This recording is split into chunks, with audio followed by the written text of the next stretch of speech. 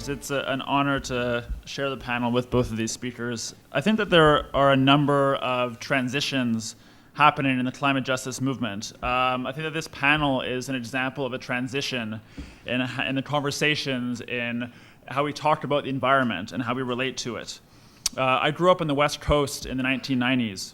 And at the time, at least the mainstream of the environmental movement was dominated by a very narrow focus on consumerism, individual lifestyle choices, and single-issue politics that took for granted the broader context of colonization and capitalism.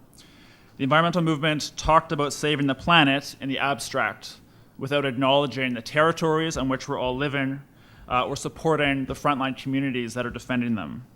There was even at the time, in the 90s, a racist campaign against the right of the Macaw Nation to hunt whales, which they've done sustainably since time immemorial. The environmental movement talked about changing our individual consumer choices without questioning what we collectively produce or how workers themselves can be part of the solution. And at the time, there was protests against the logging in the Tlaquat Sound, which, while successful in their aim, led to quite bitter divisions between environmentalists and workers. And I felt torn at the time. My ecology teacher was arrested at Tlaquat because he wanted to protect the environment. I supported that. My best friend's father was a logger. He wanted to protect jobs. I supported that. And at the same time, there wasn't much discussion amongst the broader movement about Indigenous territories, which I also supported. Fast forward 20 years, and there was a Defend Our Coast mass rally and sit-in in Victoria. It was led by coastal First Nations, and it had the support from environmentalists and workers.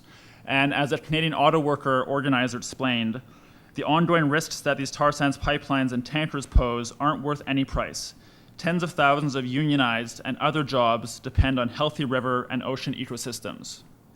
At the same time, the Yinka Dene Alliance, which has united First Nations in a wall of opposition against the pipelines, have reached out to Labour. And Unifor and the BC Teachers Federation, amongst others, have signed the declaration that says that we, the undersigned, say to our First Nations brothers and sisters and to the world that we are prepared to stand with you to protect the land, the water, and our communities from the Enbridge pipelines and tankers projects and similar projects to transport tar sands oil. Now, obviously, as we saw in the debate around the LEAP manifesto recently in the NDP, this conversation is not finished. It's a work in progress. It's a conversation in transition. And it's a transition that's driven by increasing changes to our climate and to the economy. The scale of the climate crisis means that it can't be solved through individual behavior. There has to be a massive shift in the economy away from fossil fuels, and this has to involve workers in the process. The disproportionate impact that the climate crisis has on poor and racialized communities also means that it can't be understood as an abstract single issue. We're seeing increasingly unnatural disasters from Hurricane Katrina to Typhoon Haiyan, which have shone a light on environmental racism. And as well as global warming, there's also local impacts that disproportionately impact Indigenous communities, from cancer rates at Athabasca Chippewa First Nation, asthma rates at Aamjiwnaarn First Nation, and the threat of a Line 9 spill to the Chippewas of the Thames. At the same time, we've seen changes in the economy with the huge economic crisis that has cost 400,000 manufacturing jobs in the past decade, which also disproportionately impact Indigenous and racialized workers. Now, I think the economic crisis has been double-edged, as we've heard, which is that for years we've been told that while the oil economy might harm the climate, it's the only solution to the jobs crisis, reinforcing the old divisions between workers and the environment. But now the fall in the price of oil has exposed how unsustainable those jobs are, not only for the climate, but also for workers. The same corporations and governments who for years have ignored Indigenous communities and the climate are showing how little they care for workers in their own industry. Oil corporations have slashed what it sounds like 50,000 jobs to maintain their profits, and their profits are still quite huge. And governments who have claimed that there's no money for healthcare, education, or social services are continuing to bail out corporations with billions of dollars of subsidies while refusing to provide a just transition for workers who are suffering.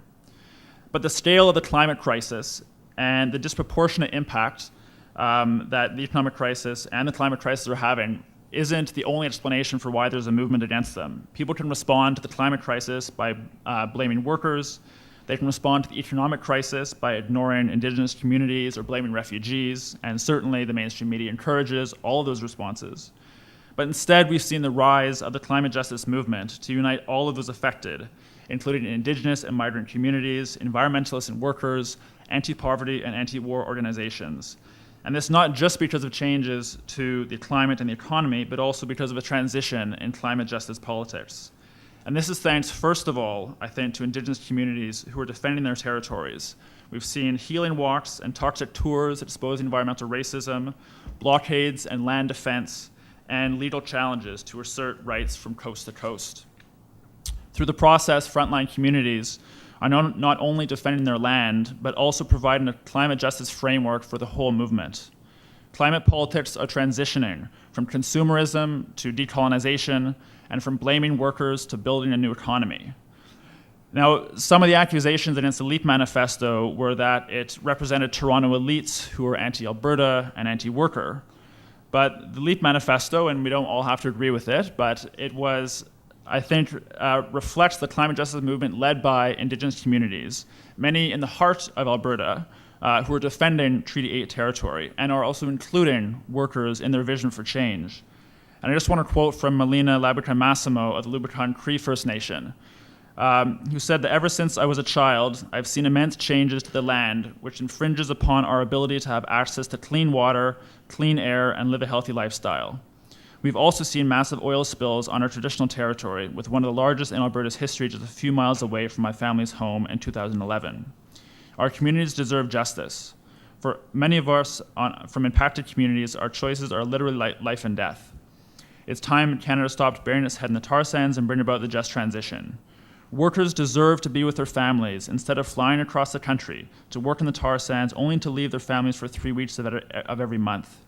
In Canada, we are so well positioned with such highly skilled workers that we can transition to long-term green jobs. There are economic alternatives for our families and communities. Even in the heart of the tar sands, we can build a different kind of economy with clean energy and green jobs without compromising our families and our communities. Now, the transition in climate justice politics is also happening within the labor movement, which is increasingly building solidarity with Indigenous communities and raising its own demands for good green jobs for all to address the climate crisis, the economic crisis, and the disproportionate impact that both are having on racialized communities. And as the Toronto and York Region Labour Council wrote in the lead up to the March for Jobs, Justice, and the Climate, we don't have to choose between the economy or the environment. Real climate action means investing in mass public transit, clean energy infrastructure, and affordable housing. It means expanding low-carbon sectors like health, education, and sustainable agriculture. By taking real climate action, we can create an economy that is more fair and equal and offers hundreds of thousands of good new jobs. We want an economy where workers win, communities have more democratic control, and those most impacted and impoverished are the first in line to benefit. An economy that honors Indigenous people's rights and recognizes their role in protecting the air, the land, and the water for everyone. An economy that respects the limits of the environment made clear by climate science. Now, obviously, I think we're seeing this is incredibly inspiring that the climate justice movement is raising the possibility of a mass transition in society for Indigenous communities to regain control of their land and for workers to win control of their labor. And both of these threaten, I think, the colonial state and the corporations which it defends so severely. So in response, we've seen another transition, a transition in the tactics of the 1%, from Harper to Trudeau. As Dene scholar Glenn Coulthard wrote about Harper, in the delicate balance of having to ensure that his social conservative contempt for First Nations does not overwhelm his neoconservative love of the market, Prime Minister Harper has erred by letting the racism and sexism of the former outstrip his belligerent commitment to the latter. This is a novice mistake that liberals like Jean Chrétien and Paul Martin learned how to manage decades ago.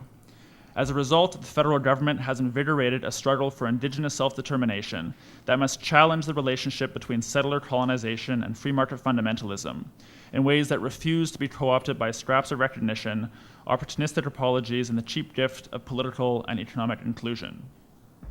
Whereas Harper claimed that Canada has no history of colonization, Trudeau has announced that he's established from day one a nation-to-nation relationship without implementing it. And as a response, we saw that Chief Alan Adams from the Athabasca on First Nation left a recent climate meeting because it was not based on true consultation.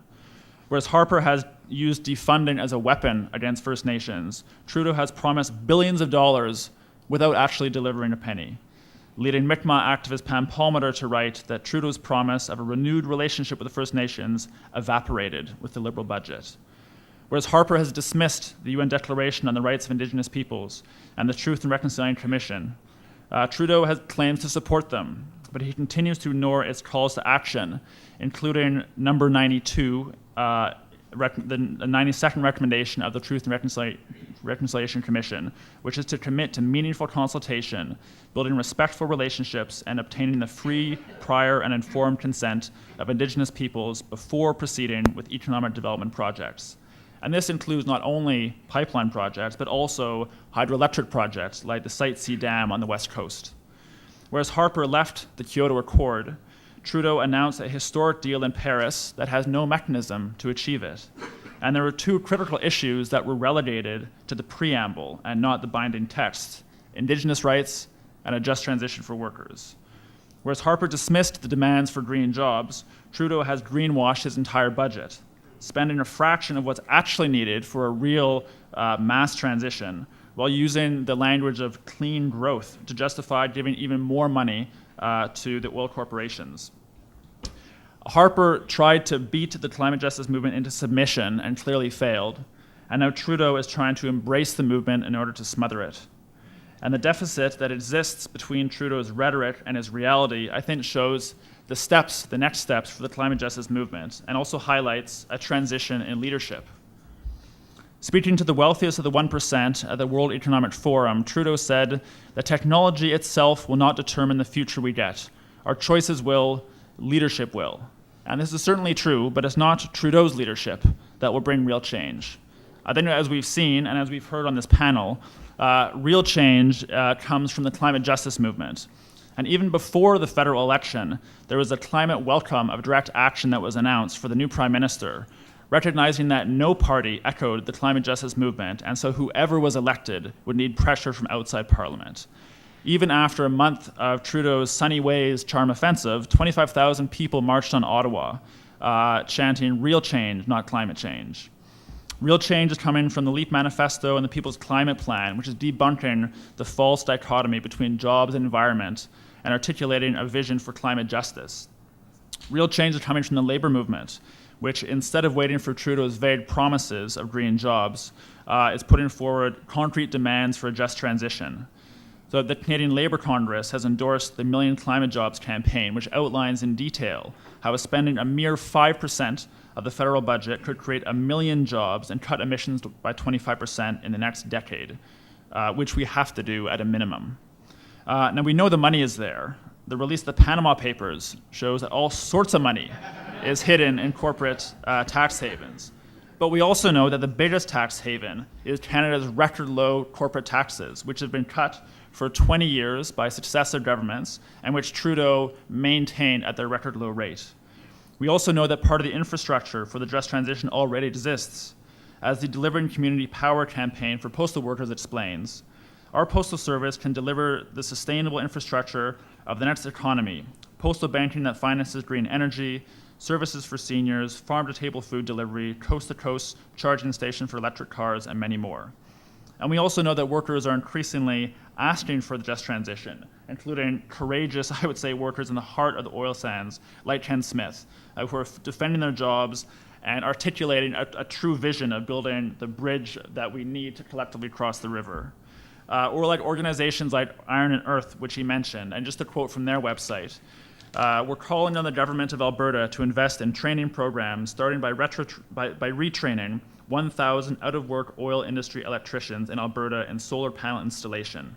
By preparing the renewable energy workforce, it's a win-win for Canadian workers, our families, our economy, and the environment. And real change is continuing to come from Indigenous communities, from the ongoing movement for justice for missing and murdered Indigenous women, to the cross-the-coast occupations of government offices to demand justice for the youth of Attawapiskat, to the legal challenge of the Chippewas, the 10th First Nation. Now, a community should not have to fundraise huge sums of money to uphold their most basic rights. Indigenous rights are supposed to be protected in Section 35 of the Constitution, as we've heard. But what's interesting is that this section only exists because of Indigenous communities themselves. Pierre Trudeau omitted any reference to Indigenous rights in the original draft of the Constitution, as yet another attempt to forcibly assimilate First Nations after his failed white paper was defeated by the Red Power movement. And it was only after mobilizations coast to coast by Indigenous communities, including a Constitution Express that chartered trains from the West Coast to Ottawa and on to the UN, and which also included leadership by, from what I've just found out, is members of the Chippewas, the Thames themselves. It was only after that that Section 35 was put in the Constitution. It was only then after further mobilizations of Métis communities and Indigenous women, that Section 35 was clarified to include all Indigenous people and to include gender equity. But since then, the Canadian state has ignored and violated its own Constitution repeatedly. So this case is obviously not a test of the rights of the Chippewas, the 10th First Nation, which are inherent and which predate the colonial state. This Supreme Court challenge is a test of whether the colonial state will respect its own constitution, which depends on the balance of forces outside the courts, on the strength and the solidarity of the climate justice movement. Now, as we've heard, the Chippewas, the Thames have launched a legal defense fund, and we want this evening to be a contribution to the solidarity of this campaign. Every dollar raised tonight goes directly to the Chippewas, the Thames to help them defend their territories, their rights, and to defend the climate that we share and on which we all depend. So we're going to be passing around buckets, and I would encourage you to literally transition as much money as you can into that bucket tonight. We're also going to be passing along leaflets, which you can take to your friends, your family members, your co-workers, which gives the website for how they can transition more funds to the Legal Defense Fund. And on the back is going to be an upcoming fundraiser next month organized by artists in Toronto, where you can get inspired by music and culture and then donate to the Chippewas. And so together we can build the bridges, we can cross the river, and restore our relationship with Mother Earth. Thank you.